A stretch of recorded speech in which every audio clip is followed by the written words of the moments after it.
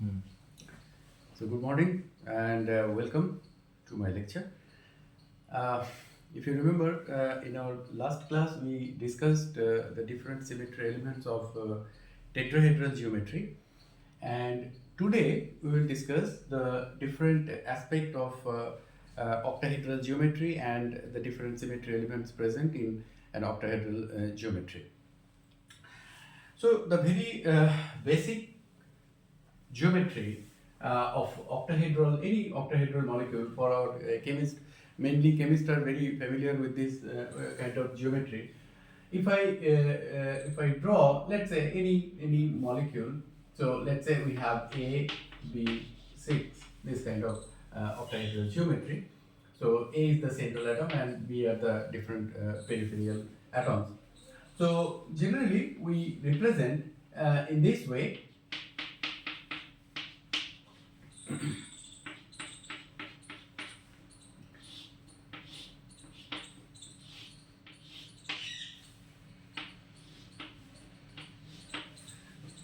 In this way.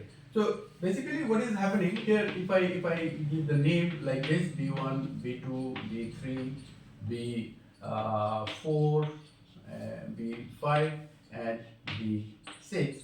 So basically you can see that B1A and this B6, these atoms are on the plane of the blackboard if you imagine, and these B2 and B5 are just behind the blackboard, and this B3 and B4 are just above this plane of this blackboard. So generally we represent any octahedral molecule in this way.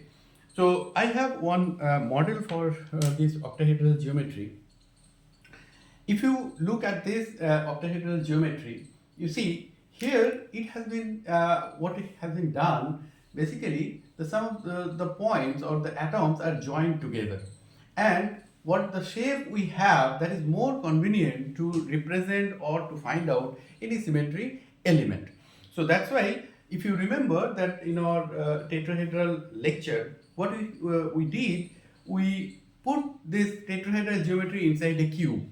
So what we put that inside a cube to get some reference to represent the different symmetry elements, so that we can get some reference to describe any symmetry element. In a very similar way, if we join the different atoms, if we join the different atoms and get this kind of shape, so it will be more convenient to represent the different symmetry elements.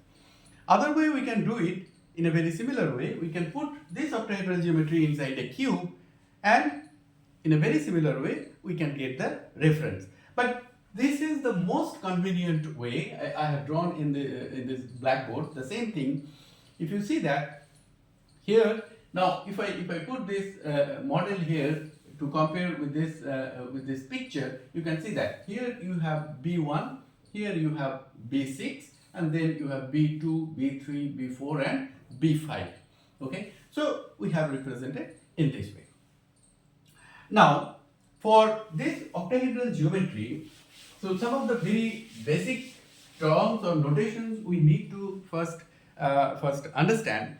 Then it will be more easy or convenient to understand or to find out the different symmetry elements. So what are those terms? So first thing is that the vertex. Okay, so for vertex, it is basically defined the different atoms, where the different atoms are present. So for AB6, you can see that for AB6, this kind of molecule, you just consider A is the central atom, just in space at the very center of this structure. So A is here at this very center of this geometry inside here, and then we have this B1, B2, B3, B4, B5 and B6, right?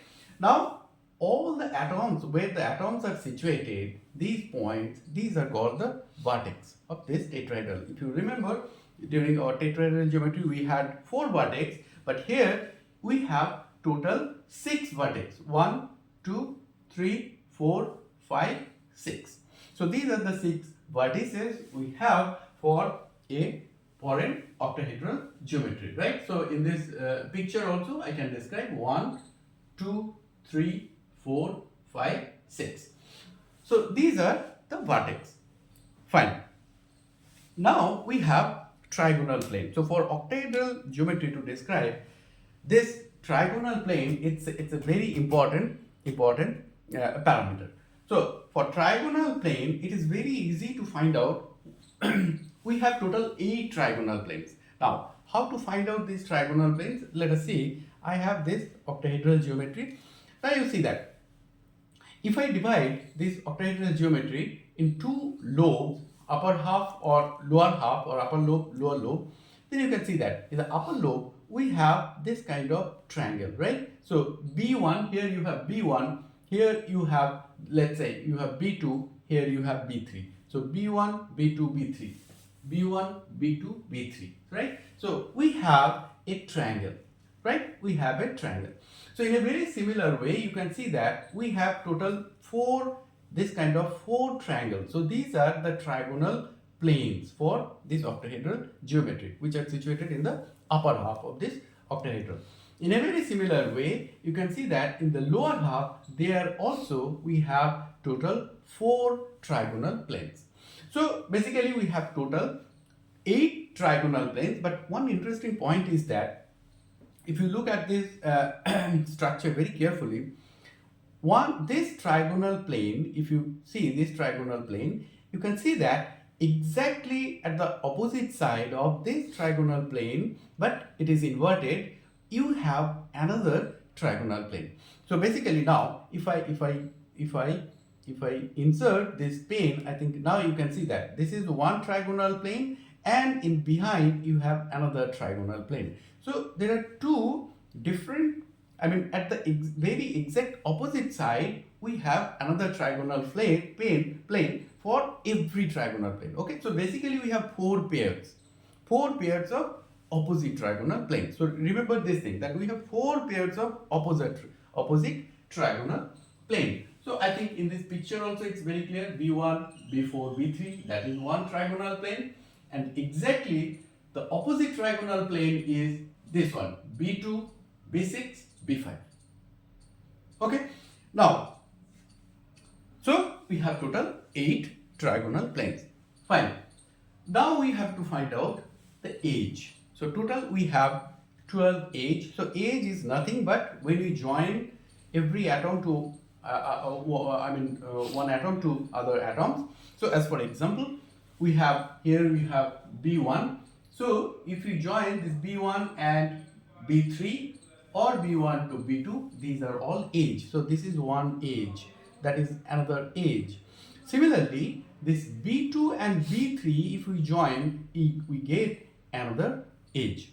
So in this way, you can see that in the upper half we have 1, 2, 3, 4, 5, 6, 7, 8, 9, 10, 11, 12.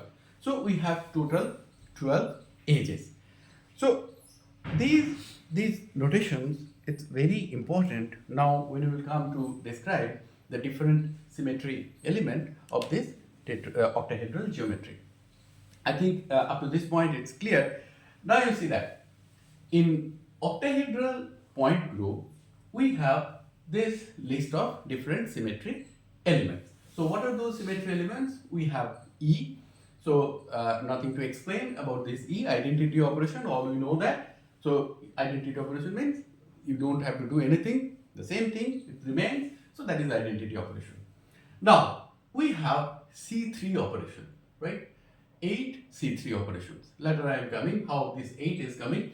Similarly, you have C2 prime, you have C4 symmetry element, you have 3 C2. Now one point you need to note down that here you have C2 and here you have C2 prime. That means both are C2 rotational axis, but there is a difference. They are not equivalent. That's why to distinguish between these two C2s, we have used one prime in one case.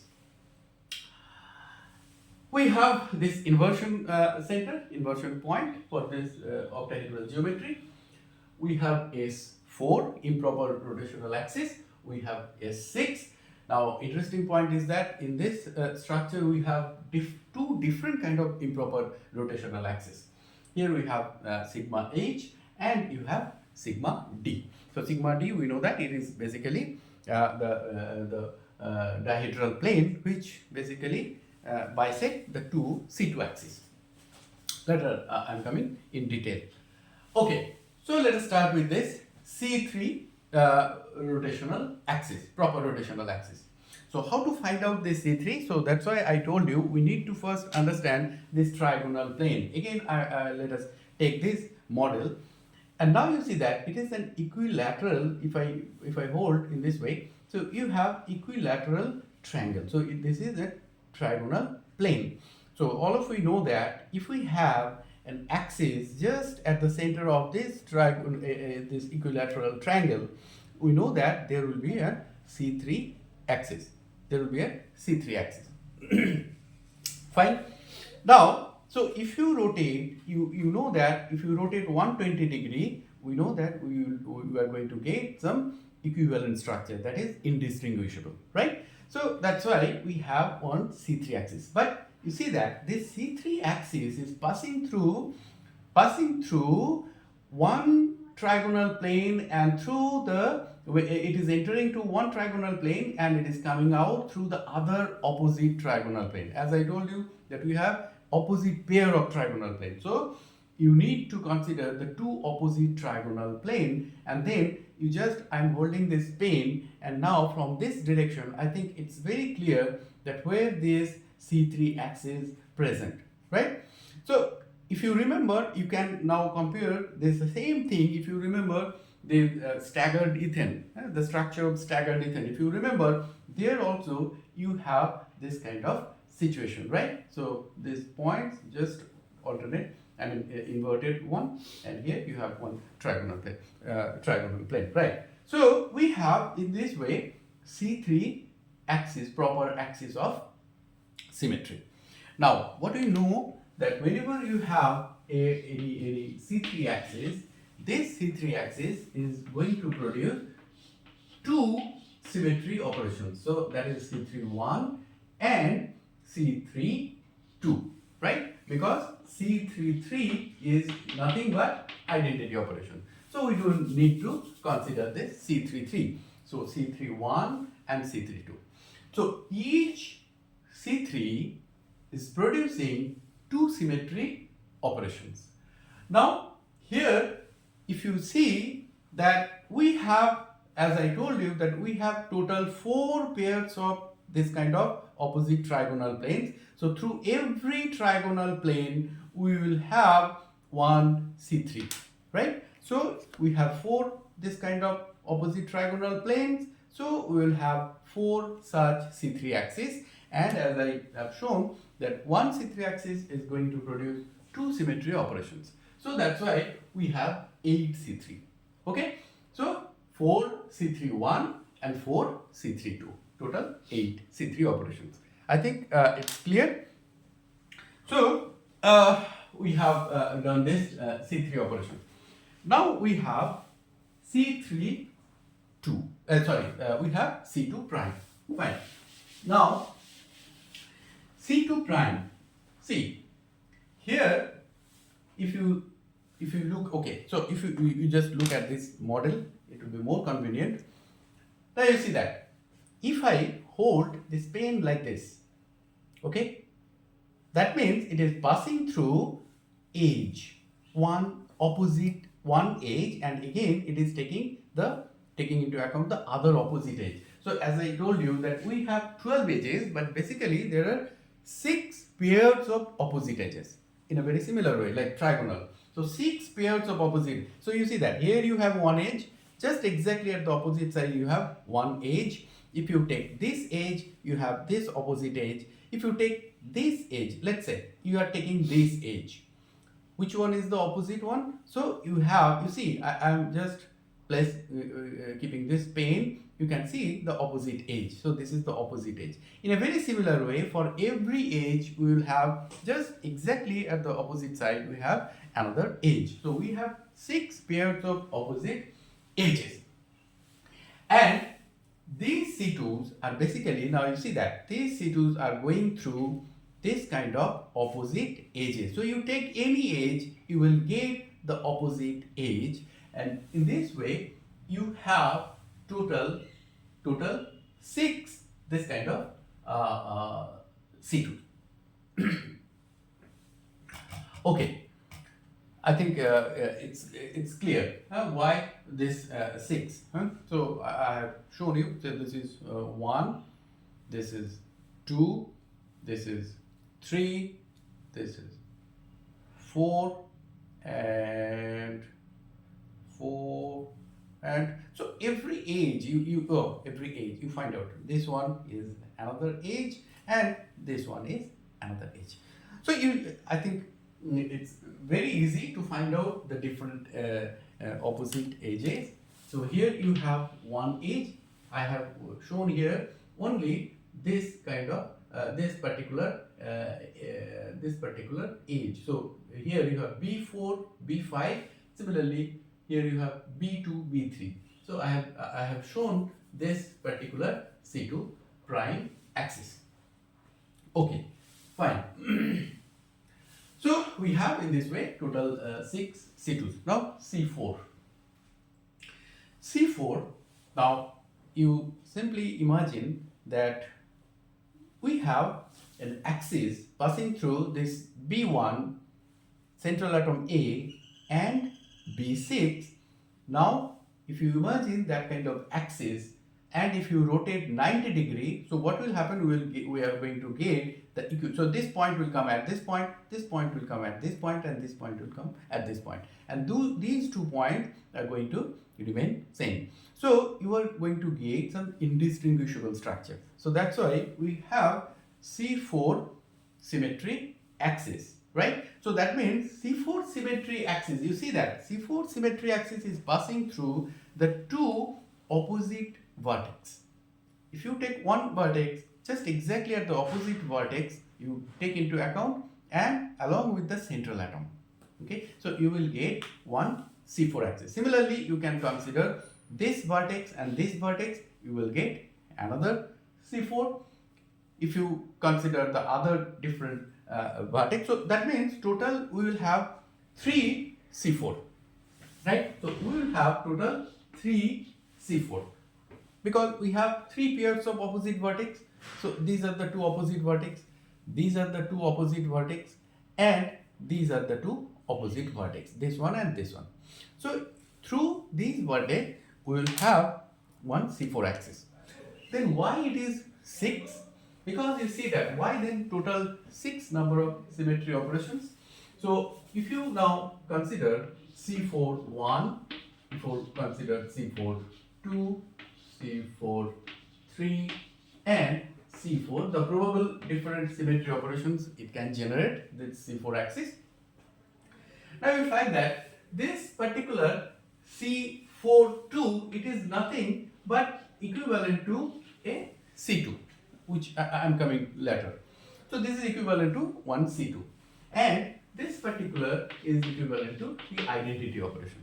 Okay, so that means we have basically this C41 and C43, they can generate some unique operation. So that's why one C3 symmetry proper rotational axis can produce 2 symmetry operations, C41 and C43. So that's why, and now as I told you, we have total this kind of 3 symmetry operations, C4. So total each is producing 2 symmetry operations. So that's why we have total 6 symmetry operations.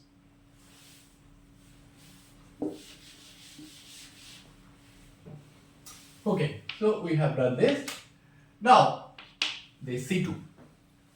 Just we discussed that C42, it is nothing but C2. So you can see that in a very similar way. When you have a C4, you have a collinear C2 axis. Because you see that if you rotate 180 degree, it is again going to give you some indistinguishable structure, right? So in a very similar way. So just using these 2 opposite vertex, this is one pair, this is another pair, this is another pair. So with these 2 opposite vertex, we will have 3 C2. Okay. Next, identity. Inversion. So inversion, all you know that inversion point means some point that may be in space or maybe in some bond or maybe in some atom. From that point, you travel any direction and then again you just travel to the exactly at the same distance to the opposite direction. You will have the same atom or same environment. Okay. So in this particular case, we have this inversion point at the very position of this particular central atom. See, from this central atom, wherever you go and then you go to the exactly opposite direction, you will have the same environment. You go this direction and then same environment. If you go this direction, you have a bond here, and again opposite direction you have another bond. So that means wherever you travel in any direction, you have a similar kind of environment. So that's why we have this inversion point. I am not going into the detail. I think all of you are aware of this thing. Now, interesting point is this improper rotational axis in this case, because as I told you, here you have two different kind of improper rotation. Because improper rotation, you know that improper rotation means it is a basically combination of a proper rotational axis and then a plane which is perpendicular to that particular rotational axis. So that is a complete improper rotation. Now, two types of improper rotations are there. In one case, it may happen that neither that particular proper rotation is present or any plane is present, but still that improper rotation is present. And another situation is there, both are present. I mean, proper rotation is present along with the plane is present and also the improper axis is present. Now let us discuss. In this case, S4 is the proper rotational axis, improper rotational axis, where you have this C4 axis as well as you have the corresponding perpendicular plane. So that's why S4 is collinear with this C4 axis. That means this improper rotational axis S4 is going through again the two opposite vertex. Okay, in a very similar way. So you have C4. So S4 means you have C4 as well as sigma. So you have C4 in the collinear with this one, and we know that we have perpendicular equilateral plane, that is a plane which is perpendicular to this axis, right?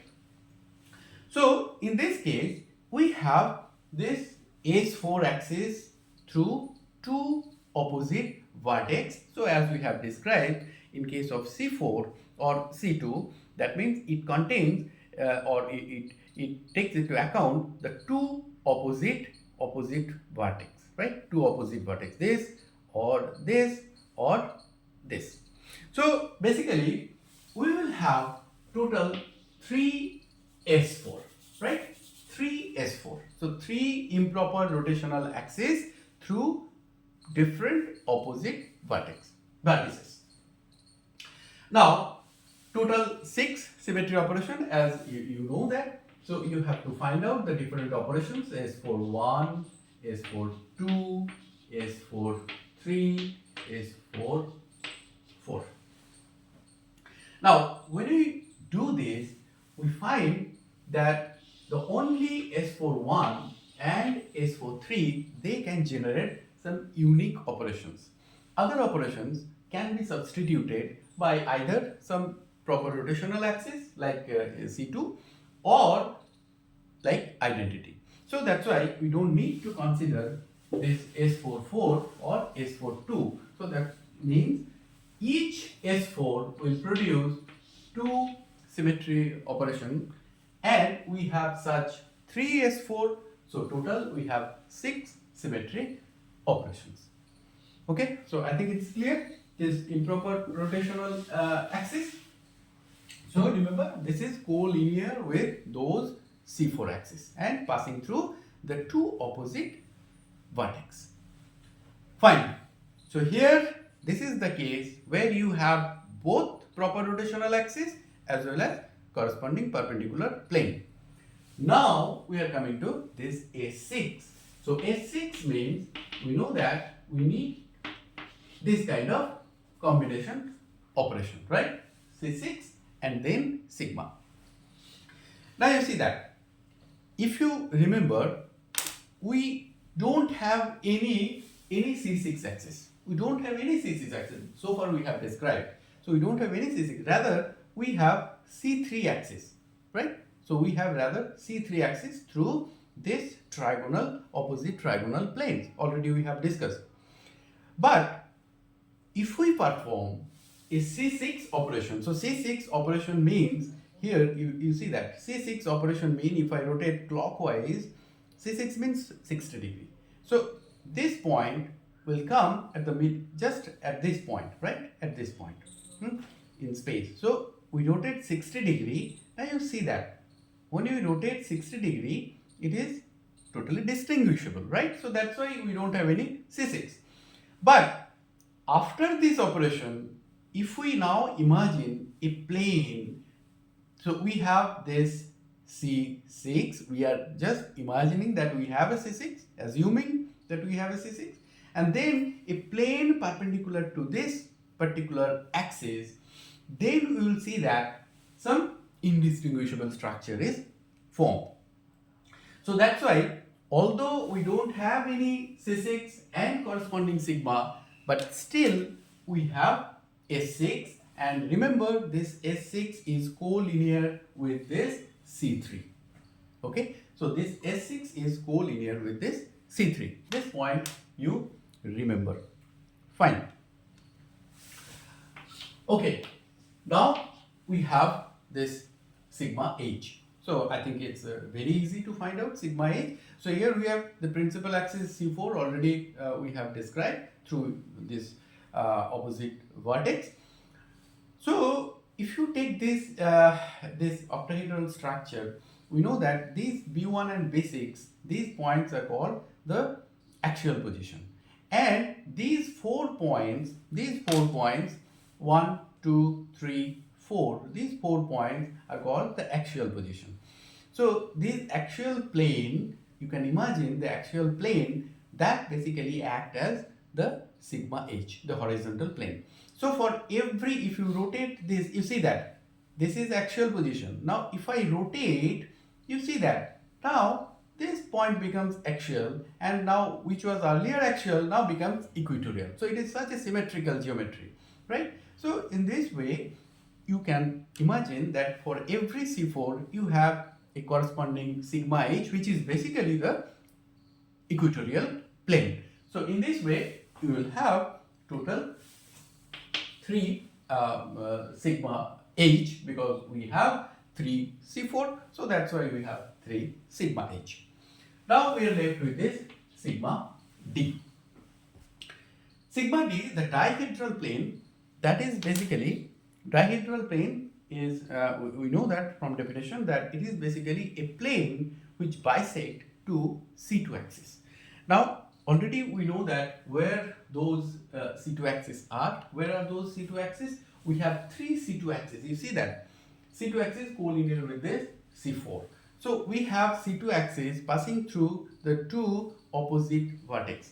We have C2 axis. In a very similar way, we have another C2 axis with these 2 vertex, and with these 2 opposite vertex we have another C2 axis. So that means we have basically total 3 C2 axis, right?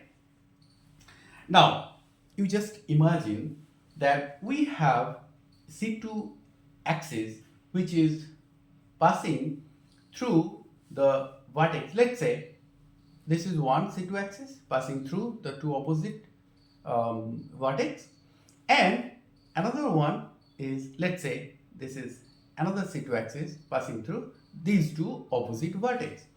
Now if we imagine a plane taking into account this B1, the central atom A, and this B6.